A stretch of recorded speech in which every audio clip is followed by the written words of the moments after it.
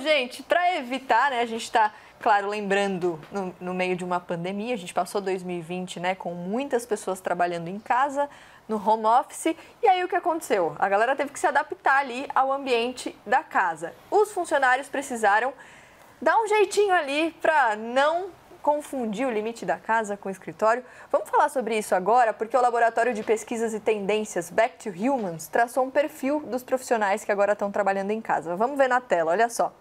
Para alguns, esse formato de trabalho funcionou, eles estão mais felizes assim, se sentem mais produtivos. Outras pessoas estão familiarizadas, mas não se identificam muito, ou seja, até sabem como tocar a rotina de trabalho dentro de casa, mas não gostam. Tem gente que não tinha experiência com home office e ainda está em adaptação. Nem todos os trabalhadores, é bom lembrar, podem trabalhar de casa, por isso vão presencialmente à empresa. E também tem os idealistas que romantizam um pouco esse jeito de trabalhar. Para vocês, funciona trabalhar em casa? Então, acho muito importante só a gente diferenciar aquilo que é home office daquilo que a gente está vivenciando agora. Isso não é home office, a gente está vivendo uma restrição na nossa liberdade de circulação em virtude de uma pandemia. Então, é muito diferente, porque se a gente pudesse sair aos finais de semana, viajar, frequentar espaços públicos de lazer, encontrar as pessoas que a gente gosta, a gente estaria só trabalhando de casa. Essa é a dinâmica do home office.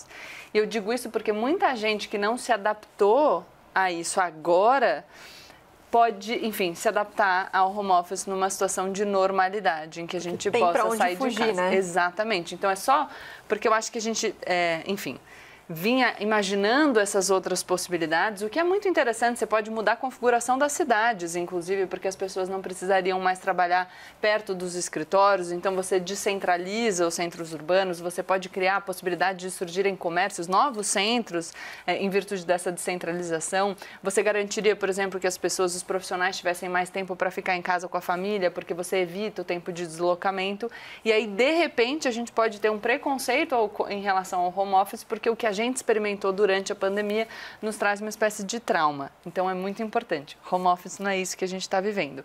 Eu, particularmente, trabalho bem de casa, mas eu senti muita falta de poder ter os meus momentos, enfim, de sair, encontrar as pessoas. Então, eu estou com a minha ansiedade num nível muito pior do que estava no começo da pandemia e, com certeza, isso afeta o meu trabalho em todos os locais, esteja eu no escritório ou na minha casa. E você, Carol? Eu acho que tem atividades como professor e talvez advogado, que eu conheço pelo meu pai, pela convivência com advogados, que sempre trabalharam muito em casa, ou seja, que além das horas em sala de aula ou escritório, tem que preparar textos, tem que estudar, tem que fazer.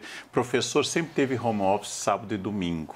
Essa é uma tradição de entrega de notas na segunda-feira. Foucault, um teórico de uma área filosófica muito importante no século XX, diz que tem instituições normativas e repressivas, como a família, a escola, o hospício e também a prisão. E o home office, de alguma forma, reuniu tudo isso, hospício, escola, prisão e família. Mas, finalmente, eu entendi uma coisa que me enviaram. Por que todo cachorro do planeta, você abre o portão e ele sai correndo? Ele está em home office há muito tempo, né? Então, você abre o portão, ele adora a família, ele está feliz ali, mas ele sai correndo. Todo cachorro faz isso. A gente. Assim. Chegou a vacina. É isso. Mas isso que o Carnal falou da escola é muito importante, porque tem isso. Muitos pais estão em casa trabalhando, com os filhos em casa. Então, Sim. você traz tudo para o mesmo ambiente e você não consegue se concentrar ali. Aí vem ali. o nascimento da clínica, a invenção da loucura, a história da loucura, o manicômio. E olha só, tudo isso, esse contexto, esse cenário que a gente está vivendo, claro que já chegou nas séries, nos filmes, na ficção. Vamos ouvir mais uma vez o Filipe Pitanga, que é crítico de cinema. Olha só. Sem falar, evidente, estamos passando por um momento quarentenado e a maioria das pessoas que está de home office também está lidando com uma mudança radical da linguagem em questão.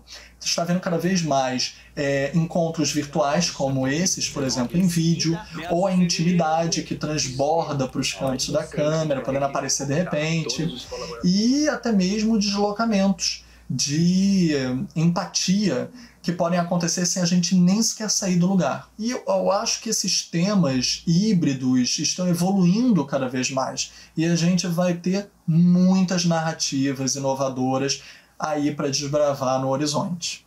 Tipo, poder estar aqui, tendo a honra online com vocês, mesmo a quilômetros de distância, graças à magia da montagem, é um prazer inestimável.